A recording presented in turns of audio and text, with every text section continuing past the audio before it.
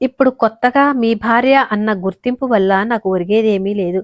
మీ ఆస్తిపాస్తుల మీద ఆశ అంతకన్నా లేదు. ప్రశాంతంగా ఉన్న మమ్మల్ని డిస్టర్బ్ చేయకుండా ఉంటే చాలు.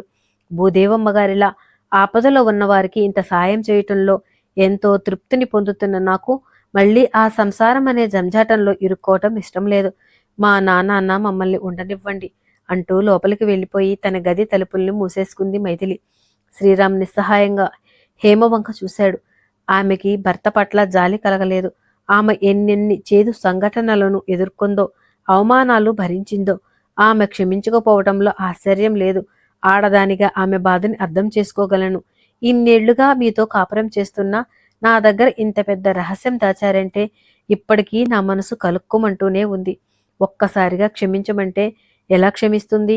కొంత వ్యవధి ఇచ్చి చూడండి అంది హేమ. ఆమె మాటలు కష్టంగా తోచి అతని వదనం ముడుచుకుపోయింది. అమ్మా, మీరే ఎలాగైనా నచ్చచెప్పండి ఆమెకి. నా పొరపాటు సరిదిద్దుకునే అవకాశం కల్పించండి అంటూ భూదేవమ్మ గారిని బతిమాలి ఆమె దగ్గర సెలవు తీసుకున్నారు భార్యాభర్తలు. ఆ తర్వాత వారెన్నిసార్లు మైథిలిని కాంటాక్ట్ చేయబోయినా ఆమె వారికి ఎలాంటి అవకాశం ఇవ్వకపోయేసరికి చాలా నిరసపడ్డారు. మైథిలి క్షమాపణ లభించకపోవటం శ్రీరాముని కుంగదీయసాగింది. కృష్ణ మనోహర్ని కలుసుకొని అట్నుంచైనా తన ప్రయత్నాలు చేయాలనుకుంటే అందుకతడు అవకాశం ఇవ్వకపోవటం, తనని కావాలని అవాయిడ్ చేయటం అతడికి ప్రశాంతత లేకుండా చేశాయి. చేసిన తప్పు మనసులో ముల్లులా పొడుస్తుండటం వల్ల హేమ, దీప్తిల ప్రవర్తనలో ఏ మార్పు లేకపోయినా కొత్తర్థాలు స్ఫురించసాగాయి అతనికి. వాళ్ళిద్దరికీ తన మీద ముందున్న గౌరవం లేదనిపించసాగింది.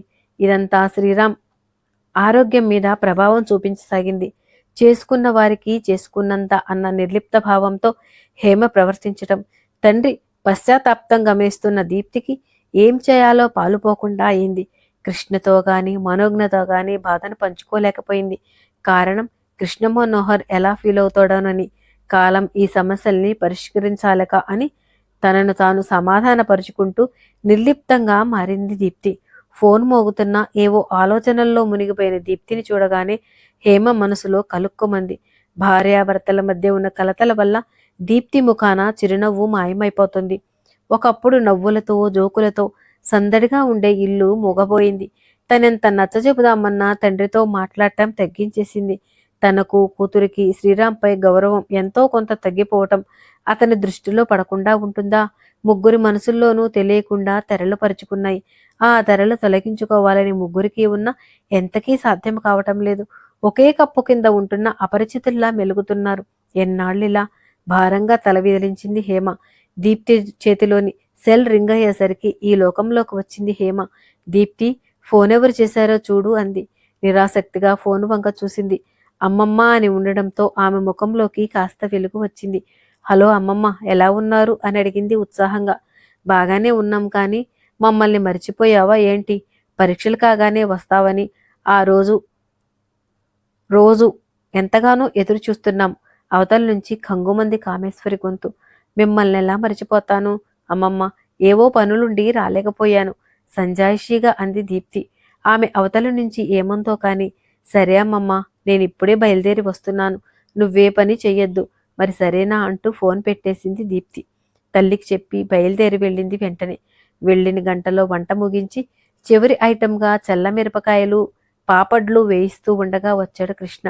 ఇంటి ఇల్లాలుగా కిచెన్లో అన్ని చక్కబెడుతున్న దీప్తి వెనక చేరి, ఏంటి చిగురాకులలో చిలకమ్మల ఆకుపచ్చ చీర కట్టుకొని కళ్లకు విందు చేయటమే కాకుండా విందు భోజనం ఏర్పాటు చేస్తున్నావు అన్నాడు ఆమె వంక ఇష్టంగా చూస్తూ.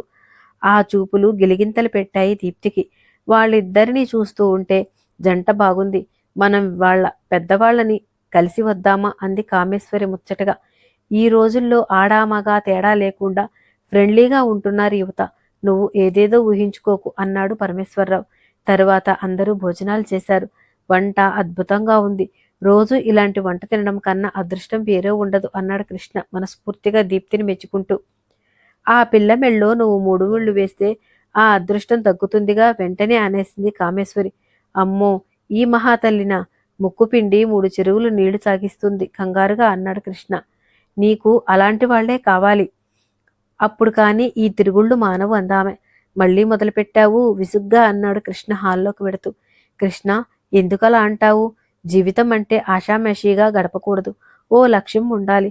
ముందు నువ్వేంటో ప్రూవ్ చేసుకో. ఆ తర్వాత సంఘసేవ చేస్తే బాగుంటుంది. నీ వాళ్ళని నువ్వు పట్టించుకోవాలిగా అంది దీప్తి అతని వెనకే వెడుతూ. సాలోచనగా చూశాడు కృష్ణ. ఎవరు కలిసినా మొదట తననడిగే ప్రశ్న ఏ జాబ్ చేస్తున్నావని. ఖాళీగా మాత్రం లేను అంటూ మాట్లాటేస్తున్నాడు కానీ ఎన్నాళ్ళిలా అవసరమైన డబ్బు తన పెద్దవాళ్ళు ఇస్తున్నారు కాబట్టి చేయగలుగుతున్నాడు. కానీ తన కాళ్ళ మీద తను నిలబడే ప్రయత్నం చేయటం లేదు. కోపం వచ్చిందా కృష్ణ? సారీ, నీ మనసును నొప్పించి ఉంటే అంది దీప్తి. లేదులే దీప్తి, నాలోకి నేను తరిచి చూసుకునేలా చేశావు. మరి ఇంతకాలంగా ఎప్పుడు ఇలా మాట్లాడలేదేంటి అన్నాడు కృష్ణ.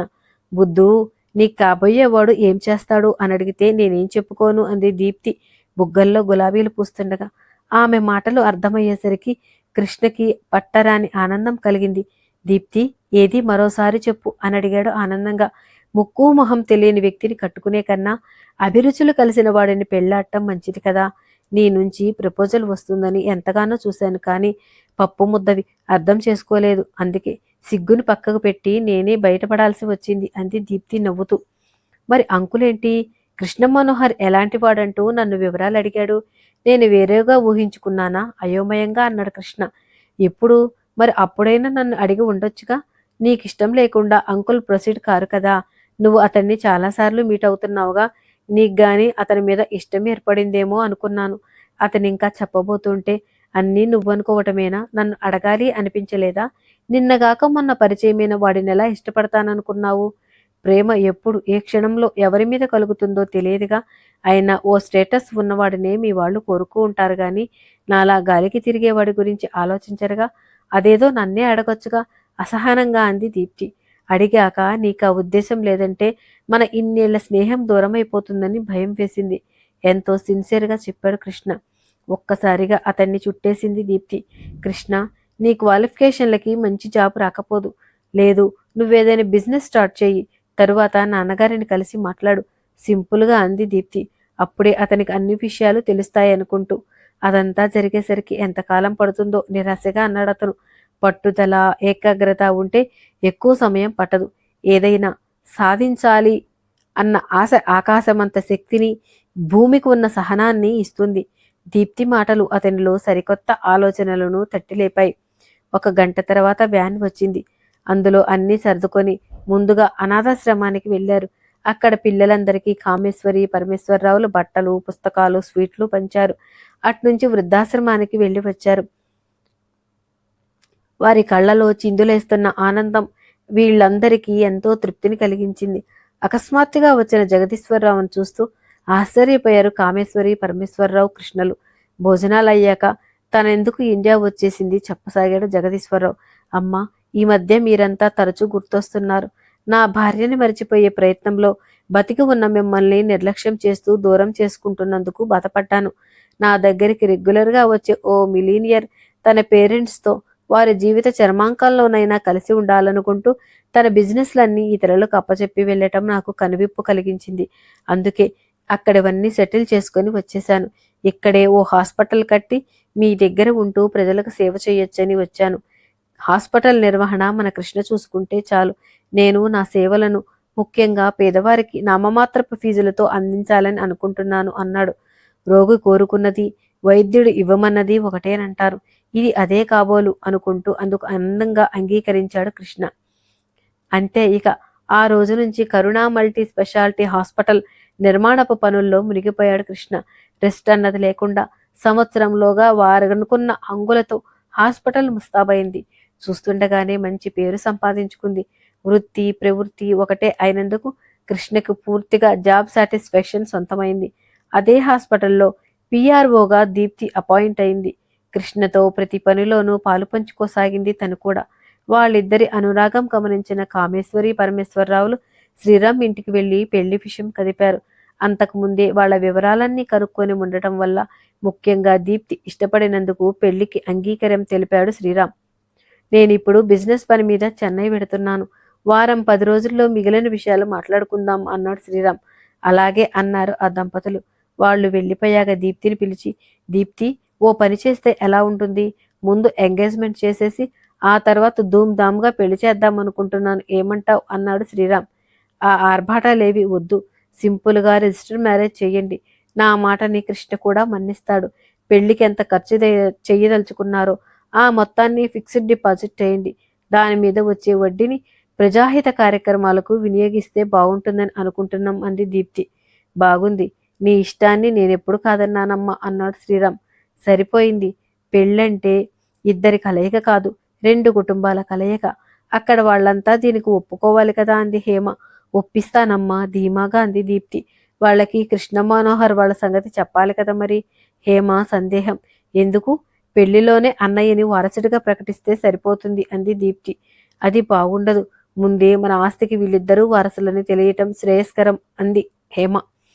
నేనందుకే మన దీప్తి పుట్టినరోజున ప్రకటిస్తానని ఒప్పుకున్నాను కూడా. కానీ కృష్ణ మనోహరే అక్కర్లేదని వారించటంతో ఆగిపోయాను అన్నాడు శ్రీరామ్. కానీ ఇప్పుడు మైథిలి అక్కను కలిసి దీప్తి విషయం చెప్పి ఒప్పించండి. రోజెలాగూ అయిపోయింది అంది హేమ.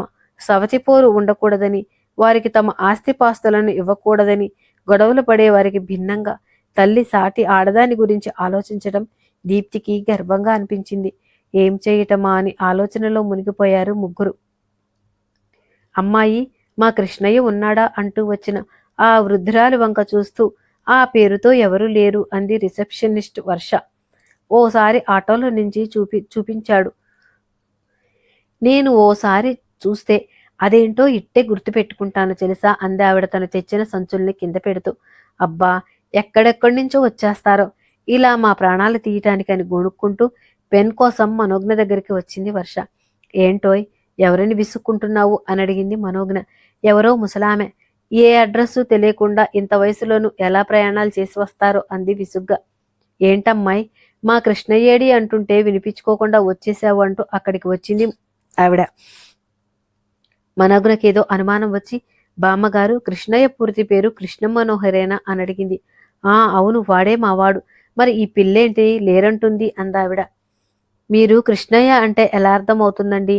మేమంతా కేకేసార్ అంటుంటాం. పదండి, ఆ క్యాబిన్లో ఉంటారు అంది మనోజ్ఞ ఆమె చేతిలోని బరువులను అందుకుంటూ. మాయమ్మే, మా తల్లే, పద అంటూ ఆమెను అనుసరించింది. ఆమెను చూడగానే కృష్ణ మనోహర్ కళ్ళలోకి కెరటంలా ఆనందం దూసుకొచ్చింది. అమ్మమ్మ, వాట్ ఏ సర్ప్రైజ్! నువ్విక్కడికి ఎలా అంటూ వచ్చి ఆమెను కౌగలించుకున్నాడు. ఇదిగో ఇలా నీ కళ్ళలో ఈ వెలుగు చూడాలనే వచ్చాను అందామె. ఈలోగా మంచినీళ్లు తీసుకువచ్చి ఆమెకు అందించింది మనోజ్ఞ. మా అమ్మే ఇందాకడి నుంచి గొంతు అర్చుకుపోతుంది అంటూ గ్లాస్ అందుకొని గడగడా తాగి సుఖీభవ అంటూ దీవించింది. మనోజ్ఞ, ఈవిడే మా ప్రియమైన అమ్మమ్మ అన్నాడతను. నమస్కారం బామ్మగారు అంది మనోజ్ఞ. చూసావా, చక్కగా వరుసపెట్టి పిలుస్తోంది. తనే నన్ను నీ దగ్గరికి తీసుకువచ్చింది.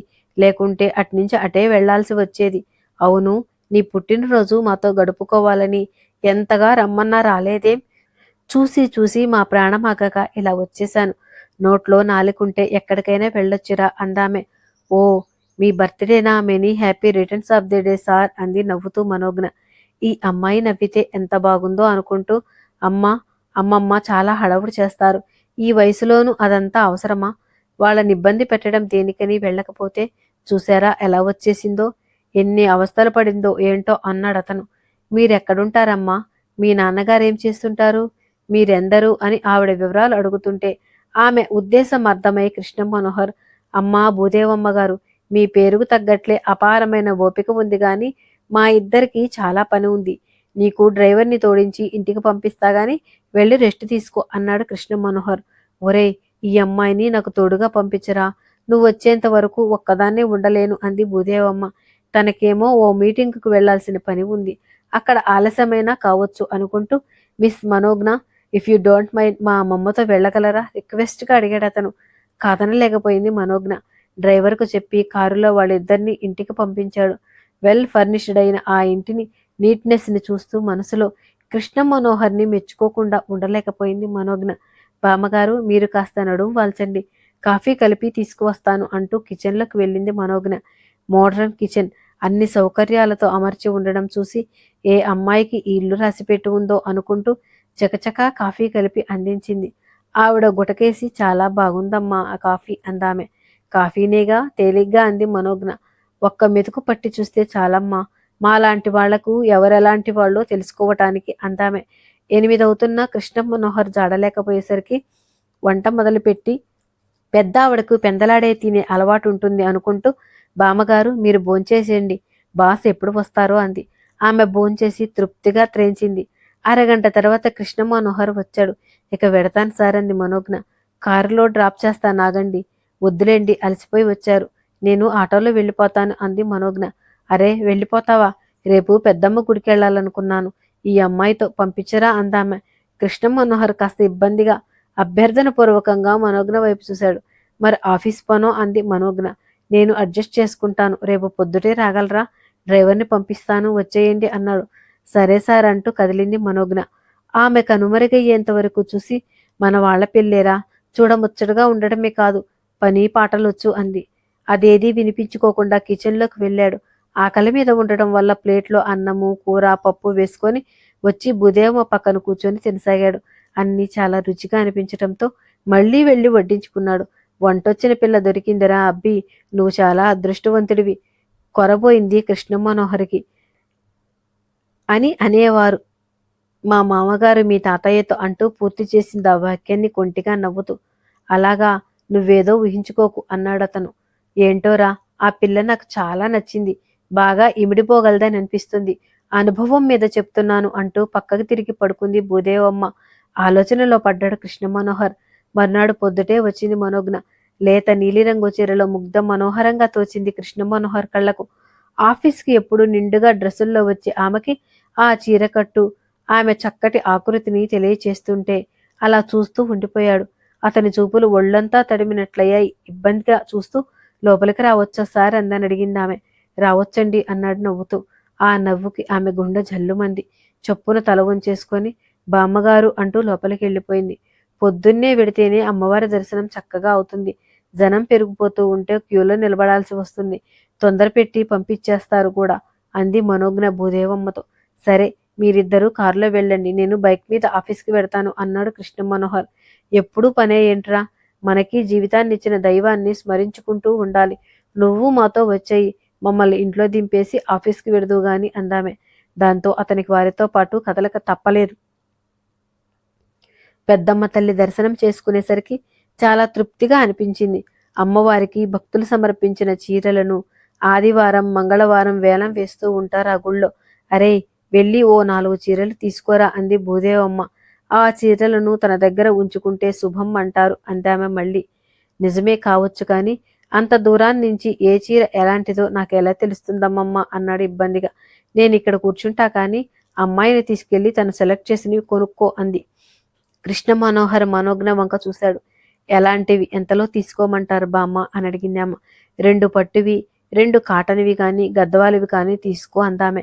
కృష్ణ మనోహర్ వెనక నడుస్తున్న మనోజ్ఞను చూస్తూ తల వంకించింది ఆమె. మంచి కలర్లో నాణ్యతగా ఉన్న చీరలు వేలానికి వచ్చినప్పుడు కృష్ణ మనోహర్ భుజం తడుతూ ఇప్పుడు పాడండి అంటూ ఆమె చెబుతూ ఉంటే 5 చీరలు కొన్నాడు కృష్ణ మనోహర్.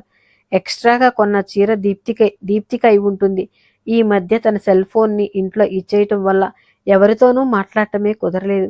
అక్కడికి బయట నుంచి 1-2 సార్లు చేస్తే ఏదో హాస్పిటల్ పనిలో బిజీగా ఉన్నామంటూ దీప్తి, కృష్ణలు చెప్పటం వల్ల మాట్లాడలేకపోయింది. ఆదివారాల్లో పెడదామనుకుని కూడా దొరికిన ఆ ఒక్కరోజు వాళ్ళు విశ్రాంతి తీసుకుంటారు కదా అనుకుంటూ వెళ్ళటం మానుకుంది. ఈ ఆదివారమైనా వెళ్ళాలి అనుకుంది. పదండి అంటుంటే నిలబడ్డారేంటి భుజం తడుతూ కృష్ణ మనోహర్ అనేసరికి ఆలోచనల నుంచి తేరుకుంది మనోజ్ఞ. కొన్న చీరల్ని భూదేవమ్మకు చూపించింది మనోజ్ఞ. చాలా బాగున్నాయమ్మా, నిండైన రంగులు, చక్కటి నేత, పనితనం ఉన్న చీరల్ని తీసుకున్నావే, మా మైథిలికి ఇలాంటివి చాలా ఇష్టం, రేటు కూడా తక్కువే పడింది అంటూ పదే పదే మనోజ్ఞని మెచ్చుకుంటుంటే కృష్ణ మనోహర్కి ఆమె సెలక్షన్ సూపర్బ్ అనిపించింది. వస్తూ వస్తూ దారిలో ఓ హోటల్లో భోంచేశారు. ఆ తర్వాత నెక్లెస్ రోడ్లో కాసేపు గడిపారు. ఇంచుమించు రోజంతా మనోజ్ఞతో గడపటం అతనికి ఎంతో ఆనందాన్ని కలిగించింది. తరువాత వాళ్ళిద్దరిని ఇంట్లో దిగపెట్టి, ఓ గంటలో వచ్చేస్తాను, 6-6:30 కల్లా మీరు మీ ఇంటికి వెళ్ళిపోవచ్చు అన్నాడు మనోజ్ఞతో. సరే సార్, రమ్మంటే నేను ఆఫీస్కి వచ్చేస్తాను అందామె. పర్వాలేదు అంటూ కదిలాడతను. 6 వరకేగా తన డ్యూటీ, అందుకేనేమో అంత పర్టికులర్గా టైం చెప్పాడు. ఇది డ్యూటీ లాంటిదే అని చెప్పటం అతని ఉద్దేశం కాబోలు. తన హద్దులేవో తను తెలుసుకునే మసలుకుంటున్నా అలా చెప్పడం దేనికో అని నొచ్చుకుందామే. ఇంతలో అమ్మో అన్న అరుపు, దబ్బుం అన్న చప్పుడు వినిపించి పరుగున వెళ్ళింది. బాత్రూంలో కాలు జారిందేమో, పడిపోయి ఉంది భూదేవమ్మ మూలుగుతూ. అయ్యో, బాగా దెబ్బలు తగిలాయా అని కంగారుగా అడుగుతూ తన శక్తినంతా కూడగట్టుకుని ఎలాగోలా ఆమెను లేవతీసి మంచం దగ్గరికి నడిపించుకొచ్చి పడుకోపెట్టిందామె. అమ్మో, నడుం పట్టేసిందమ్మా అందామె బాధగా విలవిల్లాడుతూ. షెల్ఫ్లో వెతికి అక్కడ ఓలిని ఆయింట్మెంట్ కనిపిస్తే తీసి నడుముకు మసాజ్ చేయసాగింది మనోజ్ఞ. ఇంకెక్కడైనా దెబ్బలు తగిలాయా బామ్మ అని అడిగింది. ఎడమకాలికి తగిలినట్లుంది. నా ఒంటి బరువంతా పడింది అందామె. ఆమె చీర కాస్త జరిపి చూసేసరికి అక్కడంతా కమిలినట్లు కనిపించింది. అక్కడ కాస్త మసాజ్ చేసింది. బామ్మ, సార్కి ఫోన్ చేస్తాను, ఆయన డాక్టర్ని తీసుకొని వస్తారు అంది మనోజ్ఞ. పర్వాలేదమ్మా, నువ్వు మసాజ్ చక్కగా చేసావు. ఇప్పుడు కాస్త నయమే, ఇందాకటి కన్నా. మరీ ఎక్కువైతే అప్పుడు డాక్టర్ని పిలవచ్చులే అంది భూదేవమ్మ. మెడికల్ కిట్లో ఉన్న పెయిన్ కిల్లర్ టాబ్లెట్ తీసి ఎక్స్పైరీ డేట్ అది చూసి ఆమెకిచ్చింది మనోజ్ఞ. అది వేసుకున్నాక భూదేవమ్మ నిద్రలోకి జారుకుంది. గంట తర్వాత లేచింది. టీవీ చూస్తున్న మనోజ్ఞతో, అమ్మ బాత్రూంకి వెళ్ళాలి అంది భూదేవమ్మ. లేచి నడవగలరా బామ్మ అని అడిగింది. లేవక తప్పదుగా అందామె. ఆ స్వరంలోని అసక్తత, వెళ్లాల్సిన ఆవశ్యకత అర్థమైందామెకి. ఒక్క క్షణం అంటూ వెళ్ళి వెతికి స్టోర్ రూంలో ఉన్న ప్లాస్టిక్ టబ్ తీసుకువచ్చింది. బామ్మ, మీరిప్పుడు నడిచేలా లేరు. నడుం కాస్త పైకి ఎత్తండి, ఈ ప్లాస్టిక్ టబ్ పెడతాను, యూరిన్ అందులో పాస్ చేయండి అంది. అయ్యో తల్లి, నీకిదో అదనపు శ్రమ అందామె నొచ్చుకుంటూ. కాని అంతకన్నా గత్యంతరం లేక ఆమె చెప్పినట్లే చేసింది. యూరిన్ని తీసుకువెడుతున్నప్పుడు గాని, అది శుభ్రం చేసి తీసుకువస్తున్నప్పుడు గాని మనోజ్ఞ ముఖంలో ఎలాంటి అసహ్యం గాని ఏహ్యత గాని కనిపించకపోయేసరికి భూదేవమ్మ మనసు తేలికపడింది. నీతో చేయించుకోరాని పనులు చేయించుకోవాల్సి వచ్చిందమ్మా అందామె గిల్టీగా ఫీల్ అవుతూ. బామ్మ, అలా అనకండి. మా నానమ్మకి పెరాలసిస్ వచ్చింది. ఆమెకు మేమందరం ఇలాంటి సేవలు చేస్తాం. ఇలాంటివి మాకు అలవాటే. అయినా ఇలా కష్టం రాబట్టి గాని మీరేం ఫీల్ అవ్వకండి అంటూ నచ్చ చెప్పింది.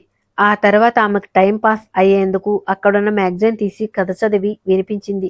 ఏడవుతున్నా కృష్ణ మనోహర్ జాడలేకపోయేసరికి, బామ్మ, సార్ ఇంకా రాలేదు. ఎప్పుడొచ్చి వంట చేస్తారు? మీరెప్పుడు తింటారు? తను వచ్చినా మీ దగ్గర కూర్చునే వీలుంటుంది. నేను వంట చేసేస్తాను అంటూ వంటింట్లోకి వెళ్ళింది మనోజ్ఞ. కునిరాగం తీస్తూ చకచకా వంట చేయసాగింది. ఇంట్లోకి అడుగు పెట్టగానే గుమగుమలు పలుకరించాయి కృష్ణ మనోహర్ని. చప్పుడు చేయకుండా నడిచి వచ్చి కిచెన్లోకి తొంగి చూశాడతను.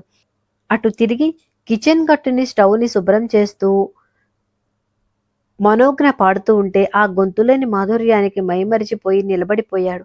తన ఇంటి ఇల్లాలిలా చక్కదిద్దుతున్న ఆమెను చూస్తూ ఉంటే మదిలోని ఆలోచనలకి ఏదో రూపం ఏర్పడినట్లయింది అతనికి. సడన్ గా వెనుతిరిగిన మనోజ్ఞకి అతడిని చూడగానే గొంతు టక్కన మొత్తబడిపోయింది. సిగ్గుతో ఆమె తల వంచుకుంటుంటే, చాలా బాగా పాడారే అన్నాడతను అభినందనగా.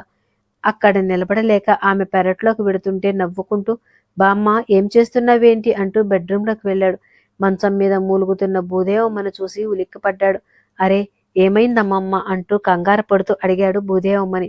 ఆమె జరిగిందంతా చెప్పింది. మనోజ్ఞ లేకపోతే ఏమయ్యేదో, ఎలా ఉండేదో అందామె. అదంతా వినేసరికి కృష్ణ మనోహర్ తన మనసంతా మనోజ్ఞ పట్ల కృతజ్ఞతాభావంతో నిండిపోయింది. ఇంతలో మనోజ్ఞ అల్లం వేసి చేసిన టీ పట్టుకొచ్చి ఇచ్చింది. అమ్మమ్మ ఇప్పుడే అంతా చెప్పింది. Thank you Manogna for everything అన్నాడు మనస్ఫూర్తిగా. ఫార్మాలిటీస్ బాగానే పాటిస్తారు అనుకుంటూ వెల్కమ్ సార్ అంది గొణుగుతున్నట్లుగా. కాసేపయ్యాక ఇక నేను పెడతాను అంటూ లేచింది మనోజ్ఞ. అయ్యో, వెళ్ళిపోతావా? బేలగా అడిగింది భూదేవమ్మ. మీరు లేవగలిగేలా ఉన్నారా లేదా? మెల్లగా అడిగింది మనోజ్ఞ. లేవబోతే నడుం కలుక్కోమంటుందమ్మా. టాయిలెట్కి వెళ్ళాలంటే ఎలా? వాడితో అలాంటి పనులెలా చేయించుకోను? నువ్వు తోడుంటే బాగుంటుందమ్మా అందామె బతిమలాడుతున్నట్లుగా. కృష్ణ మనోహర్ వంక చూసింది మనోజ్ఞ.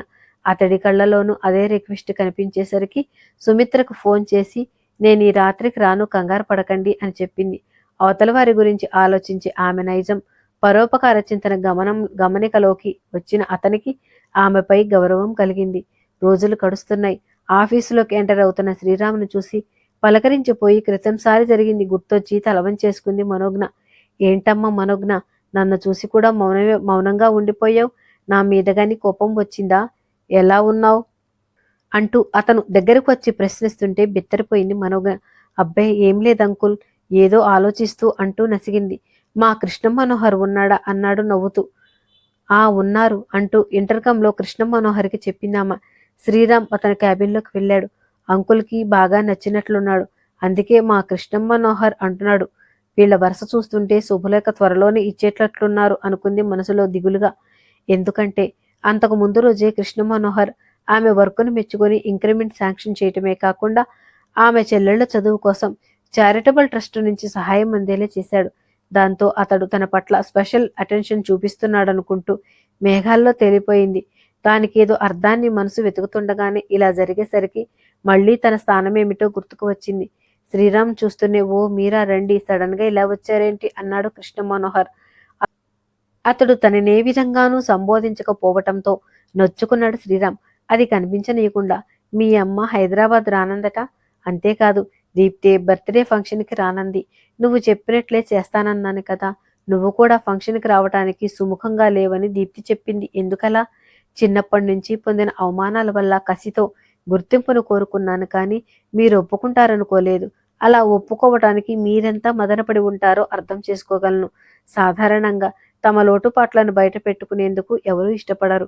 కానీ కూతురి మీద ప్రేమతో మీరు ఎన్నో పణంగా పెట్టేశారంటే మీరు నిజంగా మంచి తండ్రి అన్నాడు మనస్ఫూర్తిగా. అలా అనకు బాబు, నాకు సిగ్గుగా ఉంది.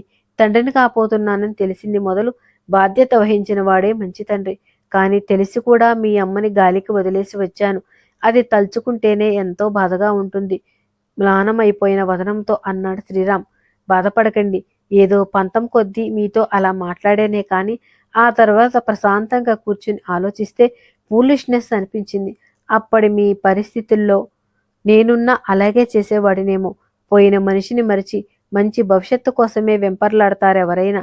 అమ్మ మంటల్లో పోయిందనుకోబట్టే మీరలా చేశారని అర్థమయ్యాక నా కోపమంతా పోయింది అన్నాడు కృష్ణ మనోహర్.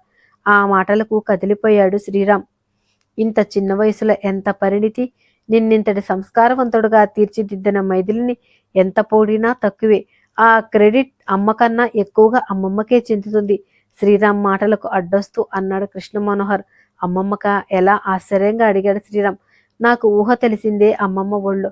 అమ్మ ఎప్పుడూ మౌనంగా ఏదో కోల్పోయినట్లు దిగులుగా ఉండేది. ఎవరితోనూ కలిసేది కాదు.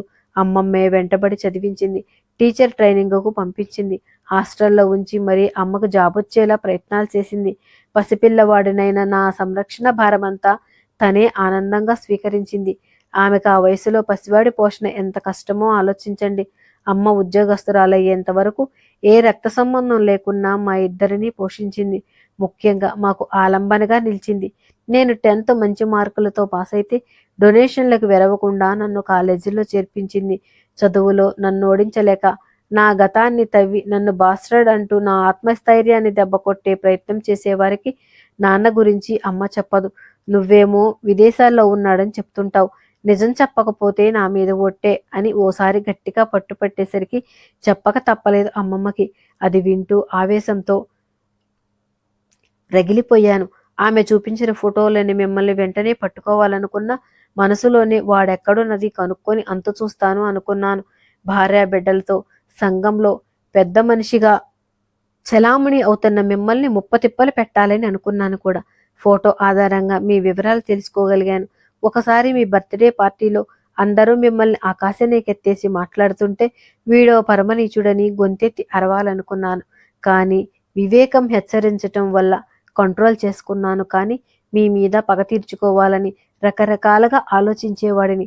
ఒకవైపు చదువుకుంటూ ఉద్యోగం చేస్తూ జీవితంలో పైకి రావాలన్న ప్రయత్నాలు మాత్రం మానలేదు. అమ్మమ్మకి ఆపదలో ఎవరున్నా ఆదుకోవటం అలవాటి. అలాగే ఓ యువకుడికి ఆశ్రయం ఇచ్చింది. పేరు కనకరాజని చెప్పింది. తరువాత ఒకసారి నాకు తోడుగా రా అంటూ నన్ను జైలుకి తీసుకువెళ్ళింది. ఇక్కడెవరున్నారు అని అడిగాను. అందులో పనిచేస్తున్న జైలర్ ఒకప్పుడు అమ్మమ్మ సహాయంతో పైకి వచ్చిన వాడవటం వల్ల జైలంతా తిరిగి చూసే అవకాశం ఇచ్చాడు. ఏళ్ల తరబడి ఆ జైలు గదుల్లో మగ్గిపోతున్న వారిని చూశాను.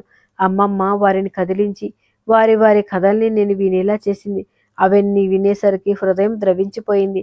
ఏళ్ల తరబడి తమ వాళ్ళకి దూరమై శిలల్లా మారిన ఆ మనుషుల్ని, వాళ్ళు అనుభవిస్తున్న శిక్షల్ని చూస్తే ఒళ్ళు జలధరించింది.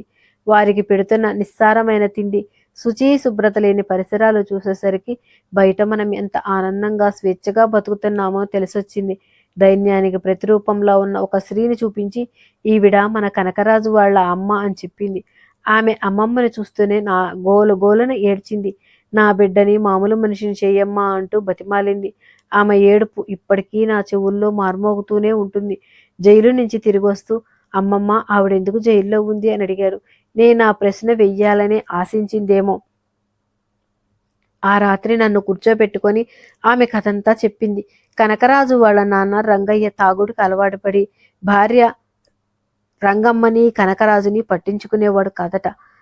ఆదెమ్మ అనే ఆమెతో అక్రమ సంబంధం పెట్టుకొని రంగమ్మని ఎప్పుడూ తిడుతూ ఉండేవాడట. టీవీ సినిమాల ప్రభావం, చెడు సావాసాల వల్ల కనకరాజుకి ఆదెమ్మను చంపితే తాము సుఖంగా ఉండొచ్చన్న ఆలోచన కలిగిందట. ఆదెమ్మను చంపాలనుకుని ఫ్రెండ్స్తో వెళ్ళాడు కనకరాజు. కానీ ఆ ప్రయత్నం వికటించింది. అది తెలిసిన రంగయ్య నువ్వే వాడికి అలా చెయ్యమని చెప్పి ఉంటావు అంటూ రంగమ్మను కొట్టసాగాడు. అది చూసి భరించలేని కనకరాజు పక్కనున్న రోకల బండితో తండ్రి తల మీద బలంగా కొట్టేసరికి అతడు అక్కడికక్కడే చనిపోయాడు. రంగమ్మ కొడుకును కాపాడుకోవటం కోసం ఆ నేరాన్ని తన మీద వేసుకుని జైలు పాలైందట. అదంతా వినేసరికి నాకు ఊపిరాడనట్లయింది. ఏ తల్లి సుఖం కోసం పరితపించాడో ఆ తల్లే జైలు పాలయ్యేసరికి కనకరాజుకి మతిస్థిమితం తప్పింది. రాజులో పెరిగిన పగ ద్వేషం ఎలా పరిణమించాయో చూశావా? అదే కాస్త ఓపిక పట్టి తను మంచి సంపాదనాపరుడై తల్లిని అక్కడి నుంచి తీసుకుపోయి ఉంటే వారిద్దరూ సుఖంగా ఉండేవాళ్ళు. పగ ప్రతీకారం వల్ల ఎన్నో అనర్థాలు కలుగుతాయి. అదే జరిగింది రాజుకి. తండ్రిని కోల్పోయాడు, తల్లిని జైలు పాలయ్యేలా చేశాడు. తను మతిని కోల్పోయి పిచ్చివాడయ్యాడు. ఒకరి మీద కోపం కానీ పగ కానీ పెంచుకోవటం మనల్ని మనమే శిక్షించుకోవటం లాంటిది. పగని ప్రేమగా మార్చుకునేందుకు ప్రయత్నించాలి. దుఃఖాన్ని నష్టాన్ని భరించటంలో మనిషికి అణుకో ఏర్పడుతుంది. సన్మార్గంలో నడిస్తేనే మంచి ఫలితాలు ఎదురొస్తాయి అంటూ ఎంతో వివరంగా చెప్పింది. నేను మీ మీద పగ తీర్చుకోవటానికి ఏవేవో ప్రయత్నాలు చేస్తున్నట్లు ఎలా గ్రహించిందో గాని నన్ను ఆ చెడు తలంపుల నుంచి బయటకు లాగేసిందలా. అమ్మమ్మ మాటల వల్ల నా ఆలోచన సరళి మారింది. కానీ మీ మీద కోపాన్ని ఎలా అణుచుకోవాలో తెలిసేది కాదు. మనిషిలో రకరకాల బలాలు బలహీనతలు ఉంటాయి. ఒక మనిషిని అర్థం చేసుకోవాలన్నా, ప్రేమించగలగాలి అనుకున్నా వారి బలహీనతలను క్షమించగలగాలి. ఏ మనిషి పరిపూర్ణంగా ఉండలేడు. ప్రతి మనిషిలోనూ ప్లస్సులు మైనస్సులు ఉంటాయి. ఒకే కోణంలో చూడకూడదు. ఒక్కొక్కసారి మంచి మనిషి తప్పు చేసే పరిస్థితి వస్తుంది. అలాగే అతి చెడ్డవాడు మంచి చేసే సందర్భం వస్తుంది అని అమ్మమ్మ పదే పదే చెప్పటంతో మీ గురించి అన్ని వివరాలు తెలుసుకోగలిగాను. అప్పుడే దీప్తితో పరిచయం ఏర్పడింది. ఆమె భావాలు నా భావాల్లాగానే ఉండటం, దీప్తి ద్వారా మీ నుంచి గుర్తింపును పొందగలనన్న ఆలోచన మెదిలింది. మీ గురించి నేను చెప్పినప్పుడు దీప్తి ముందు నమ్మలేదు. రుజువులు చూపించాక చాలా అప్సెట్ అయింది. నేను నా ప్లాన్ వివరించగానే సహకరిస్తానంది. అలా మీకు అనుమానం కలిగేలా ప్రవర్తించాం. ఇప్పుడు అవన్నీ తలుచుకుంటే పోలీష్గా బిహేవ్ చేశాననిపిస్తుంది. క్షమించండి అన్నాడు కృష్ణ మనోహర్. క్షమించడంలో ఎంతటి ఔన్నత్యం ఉందో తెలుసుకొని అతడిని చూసేసరికి శ్రీరామ్కి నోటమాట రాలేదు. ఒక్క ఉదుట్న లేచి అతడిని తన హృదయానికి అత్తుకున్నాడు. ఆ స్పర్శలో ఎన్నెన్ని అభినందనలో అందాయి కృష్ణ మనోహర్కి. ఓ పెద్ద దిక్కులుగా నిలబడటమే కాకుండా తన కొడుకుని ఇంతటి ఉత్తముడుగా తీర్చిదిద్దిన భూదేవమ్మకు మనస్సులోనే వేవేల కృతజ్ఞతలు చెప్పుకున్నాడు. ఎంతో ఆనందంతో వెలిగిపోతున్న వదనంతో బయటికి వచ్చిన శ్రీరాముని చూస్తూ బహుశా కృష్ణ మనోహర్ పెళ్లికి ఒప్పుకున్నట్లున్నాడు అనుకుంది మనోజ్ఞ దీర్ఘంగా నిట్టూరుస్తూ. టీవీలో ఏదో షార్ట్ ఫిలిం వస్తుంటే చూస్తూ కూర్చుంది దీప్తి.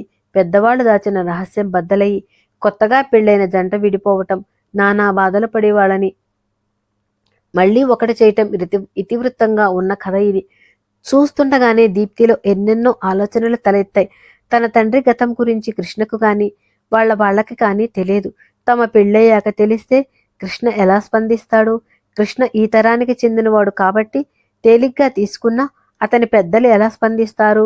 ఆస్తికి తనే ఏకైక వారసురాలని, వాళ్ల పెద్దలని తమ సంబంధం అంగీకారయోగ్యంగానే ఉంటుంది. ఇప్పుడు అందులో సగం మరొకరిదని అంటే వాళ్ళు ఎలా స్పందిస్తారో. ఆస్తి విషయం పక్కకు పెట్టినా నీతి నియమాలకు ప్రాణం పెట్టి ఆ పెద్దవాళ్ళు తన తండ్రి ఒక స్త్రీకి చేసిన అన్యాయాన్ని క్షమించగలరా? ఇవన్నీ తమకై తాము చెప్పే విషయాలు కావు. మళ్ళీ అంతలోనే తనకన్నా కృష్ణ మనోహర్కి కృష్ణ ముందు నుంచే ఫ్రెండ్ అని గుర్తుకు వచ్చింది. అతడు చెప్పాక తెలిసే కన్నా ముందే తను చెప్పడం బెటర్ అనుకుంది. వెంటనే కృష్ణకు ఫోన్ చేసింది. తను మరో గంటలో అతని దగ్గరికి వస్తున్నట్లు, ఒక ముఖ్యమైన విషయం చెప్పబోతున్నట్లు. నువ్వు అంతగా భయపడే విషయం ఏంటబ్బా ఆమెను చూసి నవ్వుతూ కృష్ణ ప్రశ్నించేసరికి కాస్త ధైర్యం కలిగింది దీప్తికి. దాంతో తను కృష్ణ మనోహర్ ఆడే నాటకం గురించి, తండ్రి గత జీవితం గురించి వివరంగా చెప్పింది. అది విని ఆశ్చర్యపోయాడతను.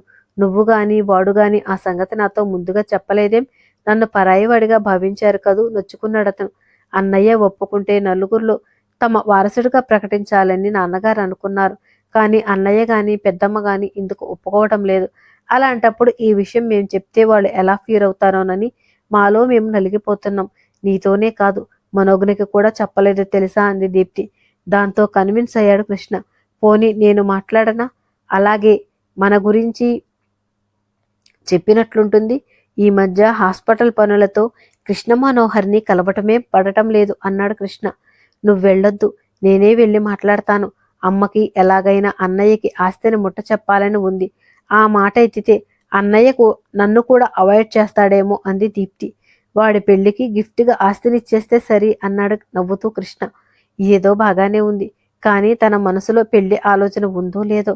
తనెవరినైనా ఇష్టపడుతున్నాడా? బెస్ట్ ఫ్రెండ్వి కదా, తన మనసులో ఎవరైనా ఉన్నారేమో అడుగు అని అడిగింది దీప్తి ఆత్రంగా. కాసేపు ఆలోచించి, వాడికి ఆ బిజినెస్ తప్ప వేరే లోకమే లేదు. ఆడపిల్లల్ని ఆమెడ దూరంలో ఉంచుతాడు. నీతో తప్ప చనువుగా ఎవరితోనూ మాట్లాడింది లేదు. ఆఫీసులోనూ అంతూ అప్పుడప్పుడు మనోజ్ఞతో మాట్లాడినట్లు కనిపించింది కానీ అది ఆఫీస్ వ్యవహారాలే మరి అన్నాడు కృష్ణ. మనోజ్ఞ మీద ఎలాంటి అభిప్రాయం ఉంది అని అడిగింది దీప్తి. తను పనిలో సిన్సియర్ అని, ఆత్మాభిమానం గల అమ్మాయిని 1-2 సార్లు నాతో అన్నాడు. మనోజ్ఞని ఇష్టపడి పెళ్లి చేసుకుంటే తన ఫ్రెండ్షిప్ జీవితాంతం కొనసాగుతుంది అన్నాడు కృష్ణ ఉత్సాహంగా. కృష్ణ ఉత్సాహం చూసేసరికి దీప్తిలోనూ సరికొత్త ఆలోచనలు తలెత్తాయి. కృష్ణ మనోహర్ తన భావాలకి విలువనిస్తాడు కాబట్టి మనోజ్ఞ గురించి చెబితే తను ఇప్పుడైనా ఆ దిశగా ఆలోచిస్తాడు. ఒకవేళ ఇష్టపడి పెళ్లికి ఒప్పుకుంటే మనోజ్ఞకి బంగారు జీవితం దొరికినట్లవుతుంది. మనోజ్ఞకి అతని పట్ల ఆరాధన ఉన్నదన్నది తను గ్రహించిన విషయమే. దాన్ని అనురాగంగా మార్చుకోవాలంటే తను ఇద్దరిలోనూ ప్రేమ బీజాన్ని నాటాలి. అయితే ముందుకు కృష్ణ మనోహర్తో మాట్లాడటం బెటర్ అనుకుంటూ, కృష్ణ నేను ఇవాళ హాస్పిటల్కి రాను, నా పనులు కూడా నువ్వే చూసుకో, నేనిప్పుడే వాళ్ళిద్దరిని కలుస్తాను అంది. ఆల్ ద బెస్ట్ అని చెప్పి దీప్తిని కృష్ణ మనోహర్ ఆఫీస్ ముందు డ్రాప్ చేసి వెళ్ళిపోయాడు కృష్ణ. మనోజ్ఞ తన సీట్లో లేకపోవడాన్ని గమనిస్తూనే క్యాబిన్లోకి వెళ్ళింది దీప్తి. కళ్ళు మూసుకొని తన్మయత్వంగా టీవీలో పాటలను వింటున్న కృష్ణ మనోహర్ని చూస్తూ, థ్యాంక్ గాడ్ నువ్వున్నావు, అందులోనూ ఫ్రీగా కనిపిస్తున్నావు. నా అదృష్టం అన్నట్లు మనోజ్ఞ కనిపించలేదు. అది డుమ్మా కొట్టే రకం కాదే. ఆఫీస్కి రాలేదా లేక ఒంట్లో బాలేదా అని అడిగింది కృష్ణ మనోహర్ను. అబ్బబ్బా ఎన్ని ప్రశ్నలు నవ్వుతూ అన్నాడతను. జవాబు చెప్పకుండా ఆ నవ్వేంటి బాబు అంది దీప్తి. అది సరే కాని మా కృష్ణ ఏమంటున్నాడు? నీతో ఏమన్నా చెప్పాడా? అంకుల్ని కలుస్తాడనుకున్నానే, కలవలేదా అని అడిగాడు కొంటిగా. మనస్సులోనే ఆశ్చర్యపోయింది తమ సంగతి తను గ్రహించేసినందుకు. కృష్ణకే జాబు లేదని మీ నాన్నకేదైనా అభ్యంతరం ఉంటే చెప్పు, మా ఆఫీసులో వాడిని పార్ట్నర్ చేసుకుంటాం అన్నాడు. అయినా హాస్పిటల్ బాగానే రన్ అవుతుందిగా ఇకనేం అన్నాడు. ఓయ్ ఏంటంత కోపం? నీ ఫ్రెండ్ నీకు గొప్ప, అందరూ ఇష్టపడాలని ఏముంది? అయినా నాన్నకి తనంటే ఇష్టమే, కానీ నేనే పెళ్లికి ఎస్ అనలేకపోతున్నా అంది దీప్తి సీరియస్గా. ఎందుకు? వాడంటే నీకు ఇష్టమేగా. అయితే మాత్రం నాకన్నా పెద్దవాడివి నీకు కాకుండా నాకు పెళ్ళేమిటి? పెద్దమ్మ మమ్మల్ని క్షమించాలి. ఆమె క్షమించగలిగితేనే నా నాన్న వెళ్ళి కృష్ణ వాళ్ళ పెద్దవాళ్లతో మాట్లాడతారు. ఆ తరువాత మనిద్దరి పెళ్ళిళ్ళు ఒకేసారి సిరిగిపోవాలి అంతే ఖచ్చితంగా అంది దీప్తి. నీకేమైనా పిచ్చా? అమ్మని వీలునప్పుడల్లా కన్విన్స్ చేస్తూనే ఉన్నాను. తను కాస్త మెత్తపడుతుంది ఇప్పుడే. నీ పెళ్లి తన క్షమాపణతో ముడిపడి ఉంది అంటే ఇప్పుడే క్షమించిస్తుంది కూడా. కాబట్టి నా పెళ్లితో ముడిపెట్టకుండా నీ పెళ్లికి ముహూర్తం పెట్టేస్తాం. చక్కగా పెళ్లి చేసుకో ఆప్యాయంగా దీప్తి తల నిమురుతూ అన్నాడు కృష్ణ మనోహర్. నేను అదే అంటున్నాను. నువ్వు గుడ్ బైలో పెళ్లికి ఒప్పుకో. అరే ఇప్పటికిప్పుడు పెళ్ళంటే ఎలా? పిల్ల దొరకాలిగా. సరే నేను పిల్లని చూశాను, మాట్లాడమంటావా అని అడిగింది దీప్త. ఎవరేంటి కుతూహలంగా అన్నాడు కృష్ణ మనోహర్. సూటిగా చెప్పు, నీకు మనోజ్ఞ అంటే ఇష్టమేనా? టక్కున అంది దీప్తి. ఎంత కో ఇన్సిడెన్స్! నిన్న అమ్మమ్మ ఇదే అడిగింది. దగ్గరగా పరిశీలిస్తున్న కొద్దీ మనోజ్ఞ పట్ల మధుర భావనలు కలుగుతూ ఉన్నాయి. కానీ ఆ అమ్మాయికి తన మీద ఎలాంటి అభిప్రాయం ఉందో మనసులో అనుకుంటుండగా, అయ్యగారు ఏ లోకంలో విహరిస్తున్నారు? నేనిక్కడ మీ జవాబు కోసం చూస్తున్నాను అని అరిచింది దీప్తి. ఉలిక్కిపడి ఆలోచనల్లోంచి తేరుకున్నాడు కృష్ణ మనోహర్. నేను ఇష్టపడితే చాలా, తనకిష్టమైందో లేదో తెలియాలి కదా కూల్గా అన్నాడతను. తన చెవుల్ని తానే నమ్మలేకపోయింది ఆనందంగా. ఇప్పుడే నేను మనోజ్ఞను కలిసి ఈ శుభవార్త చెప్తాను అంది దీప్తి. మనోజ్ఞ వాళ్ళింట్లో లేదు, నిన్నటి నుంచి మా ఇంట్లో ఉంది. షాక్ అయింది దీప్తి. అంతలోనే ఏదేదో ఊహించేసింది. ఏంటి, ఏం జరుగుతుందక్కడ? మొత్తం తెలియాలి నాకిక్కడ అంది దీప్తి ఉత్సాహంగా. జరిగిందంతా చెప్పాడు కృష్ణ మనోహర్. అంతర్గతంగా ఉన్న సద్భావానికి అమ్మమ్మ ఇష్టం తోడై ప్రేమగా మారింది. తనకి ఎలా చెప్పాలని ఆలోచిస్తున్నాను అన్నాడు. ఎర్ర గులాబీలు పట్టుకొని మోకాళ్ళ మీద వంగి చెప్పక్కర్లేదులే, కళ్ళలోకి చూస్తూ చెప్పే, లేదా నన్ను వెళ్ళి చెప్పమంటే క్షణాల్లో చెప్పేస్తా అంది దీప్తి. అమ్మమ్మ మొన్న చెకప్ కోసం వస్తే మళ్ళీ మనోజ్ఞని ఆమెకు తోడుగా ఉండమని చెప్పాను. తనిప్పుడు మా ఇంట్లోనే ఉంది. సమయం చూసి చెప్పేస్తాను, కానీ తను నిరాకరిస్తే మాత్రం నేను తట్టుకోలేను. నెగిటివ్గా ఆలోచించడం దేనికి? ఆల్ ఈజ్ వెల్ అనుకోమన్నాడు అమీర్ ఖాన్. ప్రొసీడ్ అయిపో. నిజమే చెప్పాలి, ఎందుకంటే అమ్మమ్మ చెప్పిన దాన్ని బట్టి అమ్మకి మనోజ్ఞంటే ఇష్టం ఏర్పడింది అన్నాడతను నవ్వుతూ. అయితే ఇకనేం, ఆల్ ది బెస్ట్ అంటూ అతని చేతులు పట్టుకొని ఊపేసింది దీప్తి. కృష్ణ మనోహర్ వెళ్లేసరికి భూదేవమ్మకి స్పూన్తో ఏదో తినిపిస్తూ కనిపించింది మనోజ్ఞ. పాయసమా కూర్చుంటూ అడిగాడు భూదేవమ్మని. కాదు, ఆపిల్ని నేను కొరుక్కు తినలేకపోతున్నానని ఇలా తురిమి తినిపిస్తుంది అంది ఆపేక్షగా భూదేవమ్మ. తన పెళ్ళంగా వచ్చే అమ్మాయి తన తల్లిని అమ్మమ్మని ఎలా చూసుకుంటుందో, జనరేషన్ గ్యాప్ వల్ల గొడవలు ఏం తెస్తుందో ఏమో అనుకునేవాడు. ఇలాంటి శ్రద్ధ, పెద్దవారి పట్ల గౌరవం, ప్రేమ ఉన్న మనోజ్ఞనే పెళ్లి చేసుకుంటే నిశ్చింతగా ఉండొచ్చు. తనకి అమ్మాయి పట్ల ఆకర్షణ అంటూ మనోజ్ఞను చూశాకే కలిగింది అనుకుంటూ మనోజ్ఞ, ఆ పనయ్యాక ఒకసారి డాబా మీదకి రా అని చెప్పి పైకి వెళ్ళాడు. 5 నిమిషాల తర్వాత డాబా మీదకి వెళ్ళిందామె. అమ్మమ్మకి బాగానే ఉంది కదా, మందులవి వేసుకుంటుంది కదా సంభాషణకు నాందిగా అడిగాడు. బాగానే ఉంది, ఇవాళ కూడా మసాజ్ చేశాను, ఇప్పుడు నడవగలుగుతున్నారు జవాబిచ్చింది మనోజ్ఞ. తర్వాత ఏం మాట్లాడాలో తోచలేదు అతనికి. అలాగా అన్నట్లు మన మేనేజర్ గారి అబ్బాయికి సంబంధం చూసావట, ఆ విషయం అప్పుడే ఈయన వరకు వచ్చేసిందా అనుకుంటూ, మీకు తెలుసుగా వారింట్లో ఆడదిక్కు లేక అవస్థలు పడుతున్నారని, ఇంటి పట్టున ఉండే అమ్మాయి కోడలుగా కావాలని ఆయనంటే మా ఓనర్ గారి అమ్మాయి వాణి గురించి చెప్పాను. వాళ్ళొచ్చి వాణిని చూసుకున్నారు. ఉభయులు ఇష్టపడ్డారు. పెళ్లికి ముహూర్తాలు పెట్టుకున్నారు. నేను చేసిందేమీ లేదు అంది మనోజ్ఞ. మరి వేరే వాళ్లకు సంబంధాలు చూడటమేనా? మీకు ఆ ఉద్దేశం లేదా? యథాలాపంగా అడిగినట్లు అడిగాడు. మీకు తెలుసు కదా, మా చెల్లెళ్ళిద్దరికీ చదువు పూర్తి కాలేదు.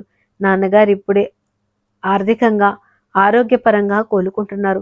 ఇంటి బాధ్యత పెద్దదానిగా నేనే వహించాలి.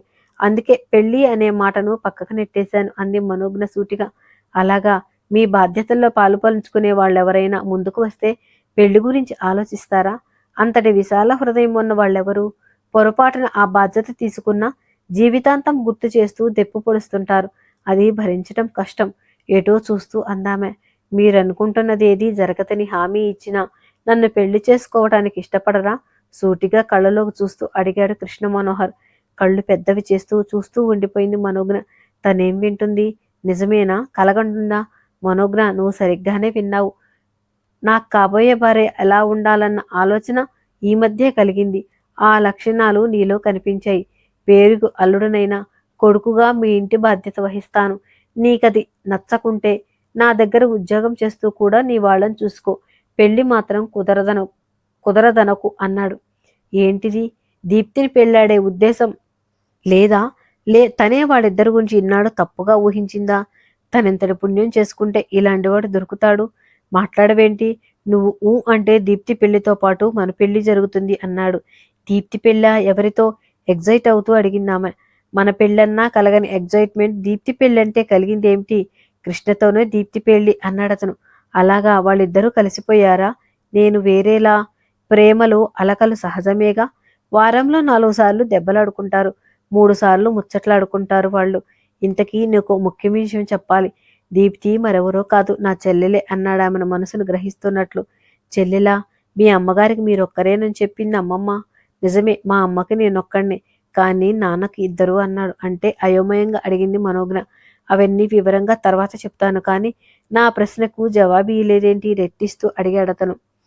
తను కృష్ణ మనోహర్ని అభిమానించటం దీప్తికి ద్రోహం చేసినట్లవుతుందన్న ఆలోచనతో మనసులోనే తన ఆశల్ని అణిచేసుకున్న మనోజ్ఞకి అతనే తనని ఇష్టపడుతున్నాడన్న నిజం తెలిసి చెక్కిళ్ళు రాగరంజితాలయ్యాయి. సిగ్గుతో ఆమె కళ్ళు అరమొడుపులయ్యాయి. పెదవి దాటి మాట రానని మారం చేస్తుంటే పెదవులు వణికాయి. ఆమె అవస్థ చూసేసరికి ఆమె మనసేంటో అర్థమైంది అతనికి. అయినా నేనంటే ఇష్టం లేదా అన్నాడు కావాలని. అయ్యో అలా అనకండి, మీరంటే నాకు ప్రాణం మంది చొప్పున. నీ గుండె గూటిలో నా గుండె హాయిగా తలదాచుకుందని తెలియలేదా అని మనసులో అనుకుంటూ అతనికి దగ్గరగా జరిగింది.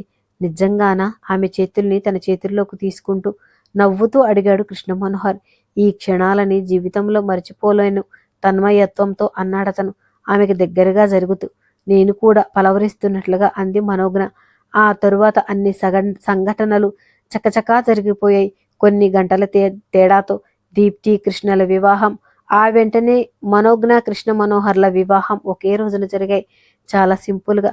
పెళ్లికి ముందే ఆహుతులందరి సమక్షంలో మైథిలిని తన పెద్ద భార్యగా, కృష్ణ మనోహర్ని తనకు కొడుకుగా పరిచయం చేశాడు శ్రీరామ్. నా కోడలు మనోజ్ఞకి నేనిస్తున్న కానుక అంటూ ఆస్తిలో సగభాగం వారికి చిందేలా రాసిన డాక్యుమెంట్లని ఆమె చేతిలో పెట్టాడు శ్రీరామ్. మనోజ్ఞ కంగారుగా కృష్ణ మనోహర్ని వంక చూసింది. అతడు ఆమె చెవులో ఏదో చెప్పాడు. నాకు వచ్చిన ఈ ఆస్తిని మైథిలి చారిటబుల్ ట్రస్ట్కి ఇస్తున్న అంది మనోజ్ఞ. మైథిలి కళ్ళలో ఆనందం, గర్వం పోటాపోటీగా తీసుకువచ్చాయి. అందరూ హర్షధ్వానాలు చేసేసరికి శ్రీరామ్కి ఆనందం కలిగింది. ఓ మూల కొడుకు అలా రిజెక్ట్ చేయటం ఆ బాధని కలిగించిన దాన్ని అణిచివేసుకున్నాడు. సమస్త హంగులతో 6 బెడ్రూమ్లు, ముందర చిన్న తోట, స్విమ్మింగ్ పూల్ ఉన్న అధునాతనమైన బిల్డింగ్, రిజిస్ట్రేషన్ డాక్యుమెంట్లు ఉన్న కవర్ని మనోజ్ఞ చేతుల్లో పెడుతూ, మనోజ్ఞ, నిన్ను మా దీప్తిలాగే భావిస్తూ వచ్చాను. ఇది నేను నా శ్రీధనంగా వచ్చిన అమౌంట్ నుంచి కొన్న బంగళా. దీన్ని శ్రీధనంగా నీ దగ్గరే ఉంచుకొని తరువాత నీ బిడ్డకో కోడలకో ఇచ్చుకో ప్లీజ్. దీనిని మాత్రం తిరస్కరించి మా మనసుల్ని నొప్పించవద్దు. ఇది ఇవ్వటంలోనూ నా స్వార్థం ఉంది. మనమంతా ఇందులో కలిసి ఉండాలన్న ఆశతో ఇస్తున్నాను. అక్క, అమ్మ కూడా ఇక నుంచి ఇక్కడే ఉండాలి అంది హేమ ప్రాధేయపూర్వకంగా. మనోజ్ఞ ఇబ్బందిగా కృష్ణ మనోహర్ వంక చూసింది. అతడు భూదేవమ్మ మైథిలి వంక చూశాడు. ఏం చెయ్యాలి అన్నట్లు. నేను పుట్టిన ఊరిని ఇంటిని వదిలి రాలేనురా. అమ్మ మాత్రం మీతో పాటే ఉంటుందిలే అంది భూదేవమ్మ. అమ్మమ్మ, నా మనసును గ్రహించి అమ్మ కంటే ఎక్కువగా నువ్వే. అలాంటి నువ్వు మాతో ఉండకపోతే మాకు ఈ బిల్డింగ్ అక్కర్లేదు. మనమంతా అదే ఊళ్ళో ఉందాం. నేను ఇప్పటిలాగానే వారానికోసారి వస్తుంటాను మీ ఇద్దరిని చూసుకోవటానికి. మనోజ్ఞ కూడా మీతో పాటే ఉంటుంది అన్నాడు కృష్ణ మనోహర్ ఖచ్చితంగా. సరిపోయింది సంబరం. ముసలదాని కోసం కొత్త పెళ్ళాన్ని పక్కన లేకుండా చేసుకుంటున్నావేట్రా వెర్రినాగన్న అందామె చురుకోపంగా. మనవడి మాటల్లో తొణికిసలాడుతున్న ఆపేక్ష మనసుని తాకుతున్న. అమ్మా, మిమ్మల్ని వయసులో ఒంటరిగా వదిలేసి నేను మాత్రం ఇక్కడ ఉండగలనంటారా? బాధగా అడిగింది మైథిలి. తను ఒప్పుకుంటే ఇప్పటి నుంచైనా మైథిలి తన భర్తతో కలిసి ఉంటుంది అన్నది స్ఫురించగానే భూదేవమ్మ ఇక కాదనలేకపోయింది. మరి మధ్య మధ్యలో వెళ్ళి చూసి వస్తుంటానేం అందామె మెల్లగా. ఆ మాటలో ఆమె అంగీకారం అర్థమై అందరూ సంతోషంగా చప్పట్లు కొట్టారు. మైథిలి వంక శ్రీరామ్ కృతజ్ఞతగా చూశాడు. అనాథలా ఒంటరిగా రాలిపోతానేమో అనుకున్నాను. కానీ మీ అందరి ప్రేమాభిమానాలని భగవంతుడు నాకు ప్రసాదించటం నా పూర్వజన్మ సుకృతమేమో అంది భూదేవమ్మ. నేను ఏదో పుణ్యం చేసుకునే ఉంటాను. అందుకే ఇద్దరత్తల ముద్దుల అల్లుడినయ్యాను అన్నాడు కృష్ణ. అందరూ గలగలా నవ్వారతని మాటలకు. శ్రీదేవి భూదేవుల మధ్య నిలిచిన విష్ణుమూర్తిలా కనిపిస్తున్న తండ్రికి ముద్దు ఇచ్చింది దీప్తి. ప్రేమించటంలో, ప్రేమని పంచటంలో ఉన్న ఆనందాన్ని తన పిల్లల ద్వారా మరోసారి గ్రహించటం వల్ల శ్రీరామ్కి ఈ ప్రపంచంలోనే ఏకైక అదృష్టవంతుడనని అనిపించసాగింది. నా వీడియో మీకు నచ్చినట్లయితే లైక్ చేయండి, షేర్ చేయండి, సబ్స్క్రైబ్ చేయండి మరియు కామెంట్ చేయండి. Thank you.